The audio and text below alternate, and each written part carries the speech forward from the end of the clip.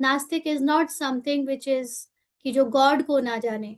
नास्तिक is something who doesn't know himself, जो अपने आप को नहीं जानता वो नास्तिक।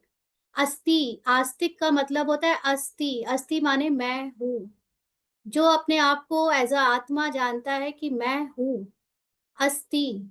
और अस्थि में मैं हूँ मतलब आत्मा होने का एहसास, जो कि देह और देह की दुनिया और देह के संकल्प संस्कारों से परे है, वो आस्तिक है।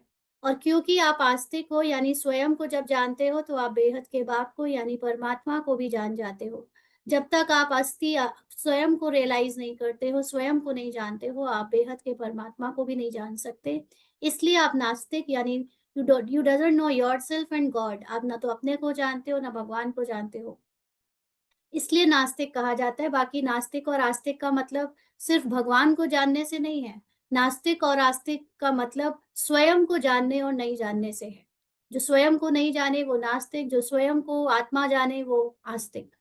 और सिर्फ जाने नहीं कि सिर्फ जान लिया नॉलेज से, हाँ हाँ पता है, जानने के अलावा उसको मानकर उसको जीना, जो जीता है आत्मा की स्थिति में वो आस्तिक।